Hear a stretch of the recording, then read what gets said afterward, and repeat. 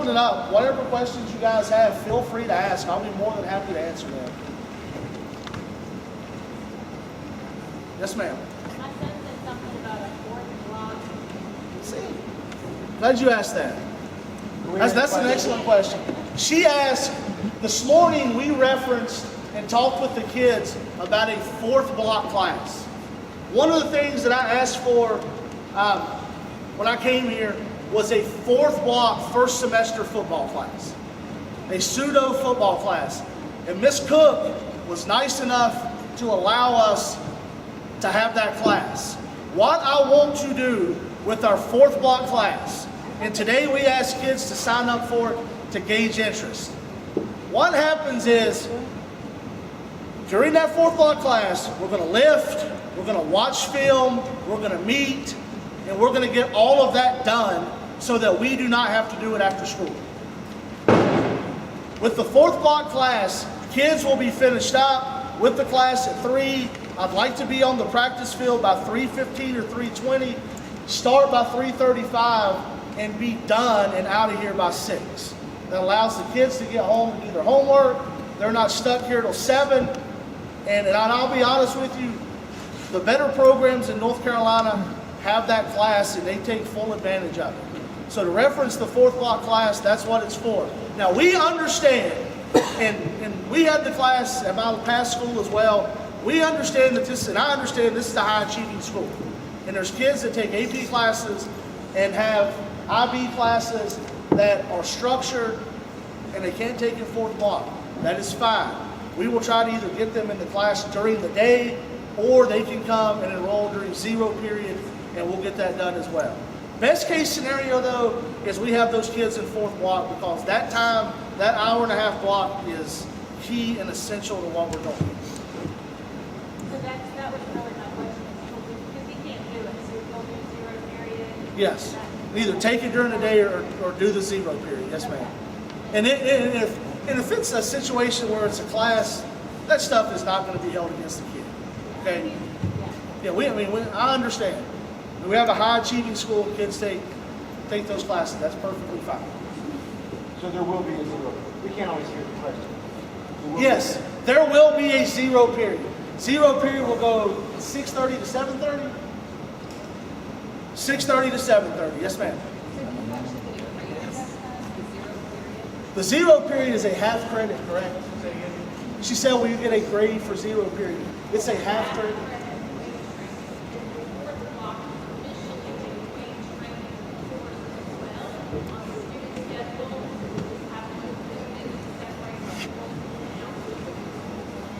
Okay, so the zero period class will get a half credit weight training, which goes towards an elective. The fourth block class will be coded separately than the rest of the PE classes, but it will basically be coded and the credit will be a full credit for a PE class, which goes towards an elective. Okay? So we've already picked classes, they can opt out or opt in or Yes. whatever? Yes. Yeah. The class, good question. The class is only for rising sophomores, juniors, and seniors. We're going to try to work it out as best as we can to try to have the freshmen, and it's not going to be perfect. We're going to try to have the freshmen during one semester to try to get them in the weight room as early as we possibly can, because that can't do anything. Study time in, and that is huge and a huge benefit to our program. Yes, ma'am. You had a lot of freshmen from last year on varsity. Would that automatically mean that they'll be on varsity, or how does that work? She said last year there were a bunch of freshmen on varsity. Does that mean automatically as sophomores that they'll be on varsity? I had a kid come to me today and said, "Coach, I was thinking about not playing. I don't know what's going to happen. I'm not sure whether or not I want to play." He said, "I didn't play a whole lot before. I don't know if I'm going to play now." My answer to him was this: your past in this program does not dictate the fact that you can or cannot help us in the future. The nice part about coming in with a new staff and a new program from someone from the outside is, other than watching film, I'm a clean slate on what these kids can and cannot do.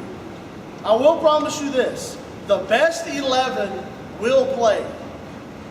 If the best 11 starts, if our right tackle or our left tackle, he's starting on offensive line, and he's our best defensive tackle, that kid's going to play both ways. Does he need a break? Absolutely. There is no more two platooning. You only play offensive line, defensive line. You only play receiver or DB. Everyone is going to learn an offensive position and a defensive position so that we get the best 11 guys on the field at all times. Okay? Yes, sir. Will the JV and varsity be practicing together? They will practice at the same time. The way that I like to do the practice schedule, let's say, for instance, that varsity is on offense, JV will be on defense. I usually like going an hour, so varsity will get an hour on offense, JV will get an hour on defense, and then we'll flip-flop. So they won't be practicing together, they'll be practicing at the same time. Good question. Are your 8th graders allowed to participate in spring practice?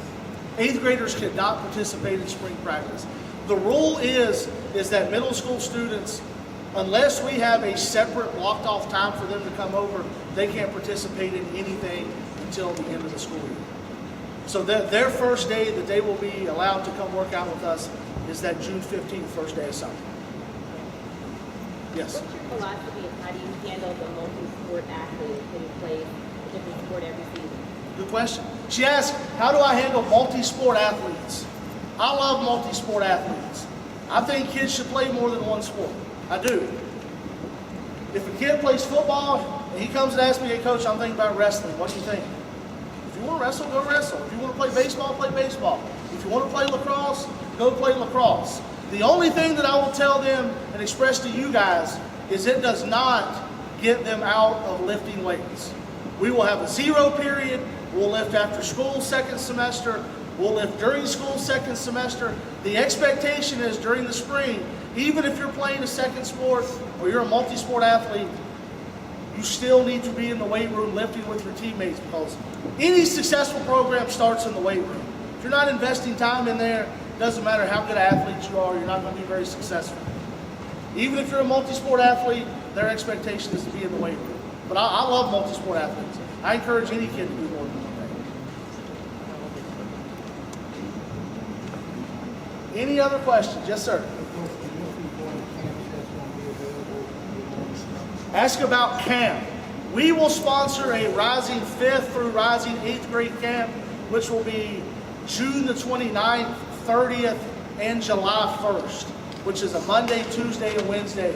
We'll go with that camp, I believe, 8:30 to 11:30. Try to have the kids out before lunch. It'll be 3 days, the 29th, 30th, and July 1st. The dates, I'll be honest, are not popping in my head right now. But right now, he asked about 7-on-7s. We have 3 7-on-7s scheduled right now. We got 2 versus Charlotte Catholic and 1 versus Parkwood right now.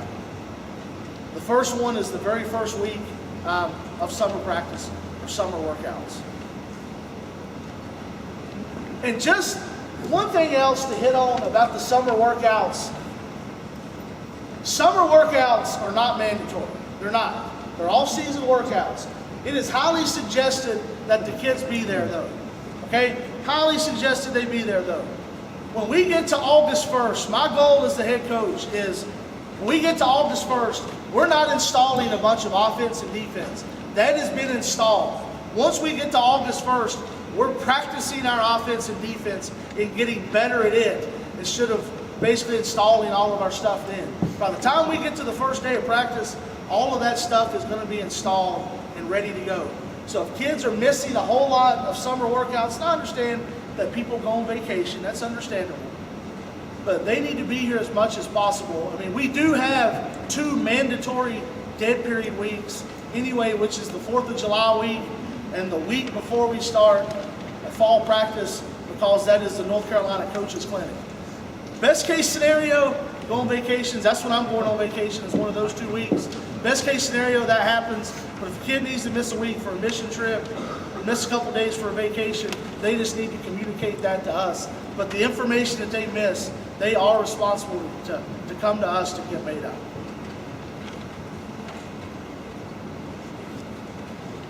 Yes, sir. One more. No, you're fine. The paperwork for the summer, the physicals and whatnot, will that be going out? Good question. He was asking about the summer paperwork. We will forward that out. We'll blast that out to everyone. And I'm glad you asked about the physicals too, because that's one thing that I forgot to mention. Spring practice starts the 20th. There's 3 things that will disqualify a kid from participating in spring practice. Number 1, got to have an updated physical. Saturday we're having the Novant physicals for free. Hopefully kids registered for that. Second thing that will get you disqualified from spring practice in the team period is classwork. If you didn't pass at least 3 of 4 classes last semester, then you can't participate in spring practice. Hopefully we're not in a situation where kids are not passing classes. But didn't pass 3 of 4, can't play. And lastly, if anyone has any legal litigation or pending charges, hopefully we don't have those. Hopefully we don't have those. Can't participate in practice. But yeah, we'll blast out all the information in one email. Yes, sir. What I'm going to do here, technically right now I am not officially here. My old school system can hold me up to 30 days. I hope they don't do that. But what I'm going to be doing is coming here as many days a week as I can to start getting this stuff implemented. I will be running the strength and conditioning program. I'm going to teach in the PE department, and I'm going to teach weight training. So I'll be running the strength and conditioning program. That will be my baby. Anything else? Yes, sir. Yes, sir. What about the 8th grade, not the 9th grade? How can they get involved in the weight training program? We will start lifting with them in the summer. What best case scenario that's going to happen is when they get into freshman PE, they're required to take a 9 weeks of health and a 9 weeks of PE. I'm going to try to organize with their PE teachers that during that 9 weeks of PE, that they get in the weight room with me during the block that they're down there. Okay? But they will lift with us during the summer. Those rising 9th graders will go through the same program, same offensive and defensive install during the summer that everybody else is doing, whether they're a 9th grader or a rising senior. What's the philosophy of weight training? We hear a lot about max reps, kids get hurt a lot. I can't hear you, I'm sorry. What's the philosophy on weight training when it comes to max reps and that nature? Is that they concern the parents and the kids? Yes, I am not a 1 rep max fan. I don't believe in putting as much weight on the bar as you can and doing it one time. One, you waste a whole lot of time. And secondly, the more weight you put on the bar, the more likely you are to get injured. Whenever we do max sets, we do what I call an estimated max. They'll have a weight on the bar that they can do between 2 and 10 times. I have a rep max chart that says, hey, if a kid puts 230 on the bar and does it 10 times, his max is 300 pounds. So instead of him ripping out 300 once, he's doing 230 10 times. Okay? The way the program's laid out, we will get their estimated max, and there is no point where they will ever guess how much weight is on the bar. I have the spreadsheet that we're going to hang in every rack, and basically the workout is based off of percentages, so it will be laid out for them every set, how many reps they do, and the amount of weight on the bar. Did you have a question? Coach, yes, sir. So the official camp starts on August 1st. Yes. You guys run in 5 or 6 days, or what's the schedule after that drill? We will practice every day. You can't practice on Sundays. Okay. We will practice every day other than Sunday. So we'll go Saturday, we will go 8:30 to 11, just like we would in normal days. Okay. That second Saturday, which will be the 8th, that will be our media day and our parent meeting. So we'll do the parent meeting that 8th. Yeah, we'll go 6 days a week. Okay. And there are days during camp where we can have 2-a-days, a second practice in the afternoon. And the days that we're going to do that will be communicated way ahead of time to you guys and the kids, so we can work around everyone's schedule. Anything else? I got one more for you. Yes. You talked about getting the rising 9th graders into the weight program. So Yes. are you doing that separate from the practices, the Yes. 8:30 to 11, and that'll be communicated at some point? Is that Yes. Okay. Yes. All right. That will be during the school year. That'll be once the school year starts. We will do a little bit of lifting once camp starts, but in between the end of the summer workouts and the start of the school year, we probably won't lift at all. Okay. During that first initial part of camp, it will be all football.